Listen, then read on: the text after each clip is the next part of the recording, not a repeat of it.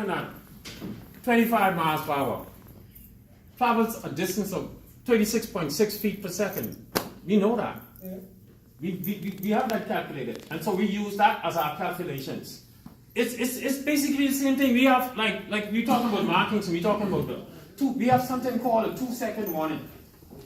We have to calculate that distance too to make sure that we don't be liable in the event of an accident. So we work out all that details and protect all this stuff goes into really what it is that we do. Yes, but we So these, you're looking at it more like a permanent sign, right? yes, sir. But should those distances also apply to the temporary works? Yes, they do. But none of these contractors seem to know these things. They have the sign right where they're working. I agree with you. You are absolutely right. and I believe we working on that, because what I try to do is, I tell you what I do. Me being aware of that, I would sometimes talk to the contractor and advise them. You see what I'm saying? And you're right, because when you really look at it, some of those, the minimum distance you look for some of those roads we're working on, yeah, you're looking at, because then you have to also consider not just your signing, your signing, your taper, the taper distance. Right. You see what I'm saying? When you put on your cones and all that factor, you see what I'm saying? I believe, I really don't know, but I believe we probably might have to have some sort of seminar or something to really help them. To really help them and disperse this information so they could be aware of how critically important these things are. And we just don't randomly or haphazardly just do things just because you understand, because their personal safety depends on how they go about doing and setting up these things. I make it a point. I don't know, and I feel shame. I usually wear my vest, whether I'm waiting or not. I do that for a reason, to try to really help even our staff understand how important these things are. I am not going to walk onto a job site, me represent the Ministry of Works, without a vest on, without my steel toe, and without a hard hat. I got two in my car. Because I realize how important this is, and the work that we do, how important that is. If you look at these signs and you look how nice these are, even the presentation of your signs are important to road safety.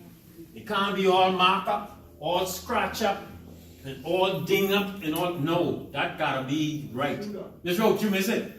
I was just telling you that these signs were manufactured by the road sign department, by the road sign staff. That's right in the backyard. I see the WhatsApp.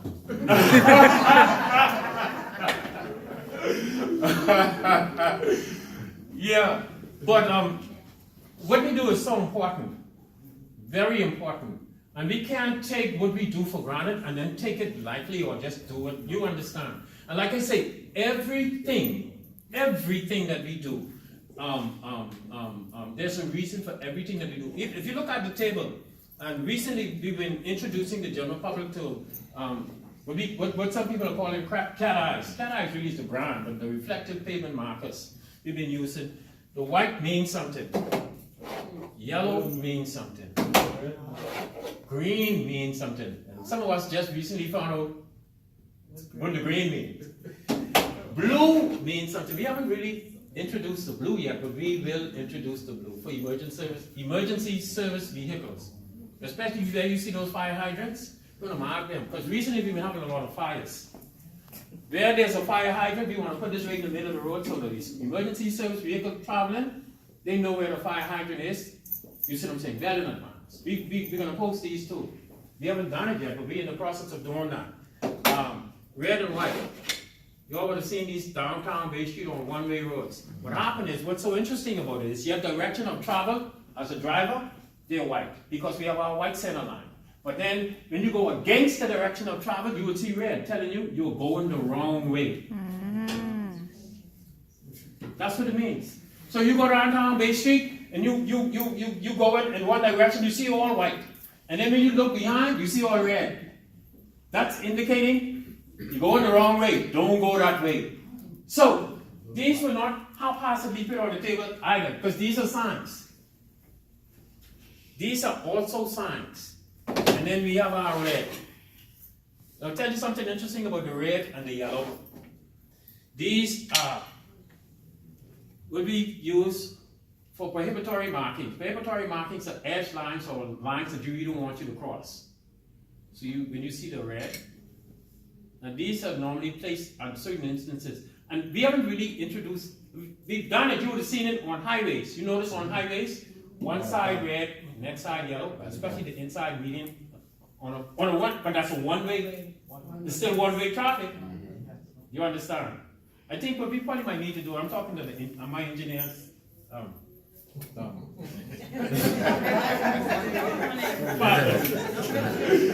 have the advisors on this because we've been thinking about introducing this on runway roads that people are not accustomed to seeing these on yet.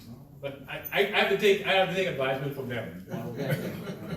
What happened, and the reason why I said it is because everything we do have legal implications. Everything. And we can't take it upon, it's very dangerous to take it upon yourself to make a decision to do something without being advised. I just want to mention that part. Everything we do have legal implications. That's why it's so important. You understand? Our markings, our signs, they be placed at the correct distance, at the correct height, at the correct angle. All of that stuff is critically important to what we do. Sometimes some people don't think that. I remember going to the family islands because what happened is we've been asked to go to the family island and help ministry works and others on the family islands, help educate them as to what. They said, what they coming down here for? To tell us how to dig hole? No, that ain't what we come here to tell you. We come to help you to understand that there are some things you need to know in order to do your job properly, to make it safe for everybody else at the end of the day. You understand? But basically, I mean, like I say, I'm a man of few words. I think I could stop at that point, entertain some questions, and then we can. Still haven't told us what that way. Oh, this one here? Yeah, what does that That mean? one. Oh, I'm glad you brought it up. Because guess what? Let me tell you what we did. We chose certain signs specific just to continue the conversation. This here is the end of speed limit sign. End of speed limit. Wait, we get into that. End of speed limit sign. Let me tell you what's been happening. We've been noticed in our communities, our local communities, and we've had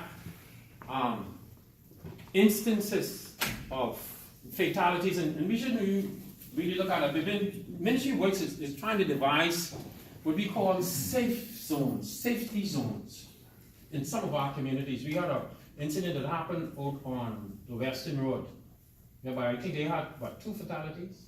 Yeah. 2 fatalities. Oh, yeah. And what we've been trying to do is create what we call safe zones. On that road, I believe the legal speed limit of that road is 45 miles per hour. Correct. But what we wanted to do in certain sections of that road, create a safety zone whereby your speed is reduced to a certain, you understand, your speed is slowed down. You understand, to work within that zone. So that's where this sign come in. What we've done was created, if you are in the Mount Pleasant area, you would notice that we have a sign that tells you, and then we're trying to duplicate this because it's very important for us to be consistent in our messages, consistent in our signing, so that you might be in an area, you might see something set up a certain way, you could almost instantly relate or identify with that. What we've done was, as you ascend the hill, and as you go around and past, I think what is Garden House or something like that, the restaurant, and as you head towards Mount House, right, and you head towards Mount Pleasant, we have a sign that tells you that you are now entering into a traffic calmed area. And then right after that, actually we tell you there's a traffic calm area ahead. And then we tell you that you're now in a traffic calm area. And then what we do, we advise you to reduce your speed to 30 miles per hour. I don't think I saw that sign. Huh? I saw the traffic calm, but I think It's there. I don't think there's a sign saying to reduce the speed. Yeah, it's there. The 30 miles per hour is there. In fact, I'll tell you, we put it on both sides of the street. When we're doing that, my fellow said, why do we put it on 2 sides? That's why we put it on two sides of the street, so that you could notice that that's a 30 miles per hour zone, but it's there. Not only that, we're going to supplement the markings. We haven't done it yet. We're going to supplement the markings with the speed runbells. So you'll see some markings on the road, right in that same area where that sign is, because all this is a part of the safety feature, the road safety features, that brings awareness, you see. And then, at the end of that 30 miles per hour zone, you see two of these. Then now, you are now outside of that zone, you can now resume what the national speed of that road is. So we brought this here to spark curiosity for people to ask, because this is a sign that is so important, but it's rarely used. But we need to use this. We need to start using this in areas, especially how we're dealing with these traffic calm areas. We also have Culver's Hill. Yes. We had a lot of speeding in Culver's Hill recently, and we put up a sign, a similar sign, saying basically the same thing. You are now entering a traffic calm area. When you turn off Prince Charles, you will be met with another sign telling you speed bump for 1 mile. But it slows you down. 15 mile an hour zone.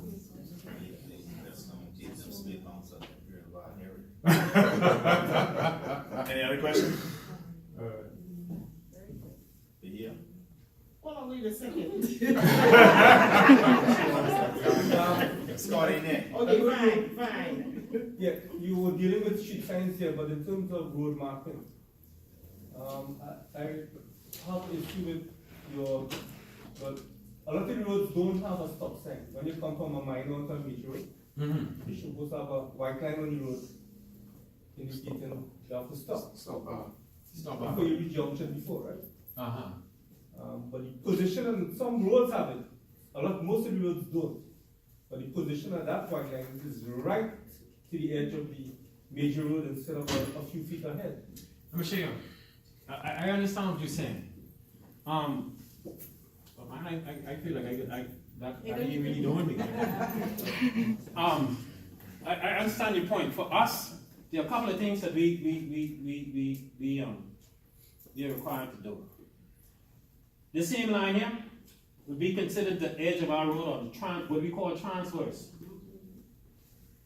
Our stop bar comes here so that you can have clear visibility outside that junction. Now, wait, all of it. Now, we allow, based on the advice of our engineers, to step it back at a certain distance that they believe that is safe, and then we comply to that. So but the standard is to put it here. I know on a lot of our roads, that might not be a good idea. So, in a lot of instances, we step it back. Now, I notice my guys, they've been practicing something that I don't like, leaving those stop bars out. Especially when they're doing their pre-marking. They better put every last single one of them in, because I always tell them, when you come to work and you feel suicidal, stay home. And when you want to paint the road like how you want to paint it, again, stay home. We run in the tracking gadgets whenever the design track is turning, so that will determine the step, how much is for because when you're turning,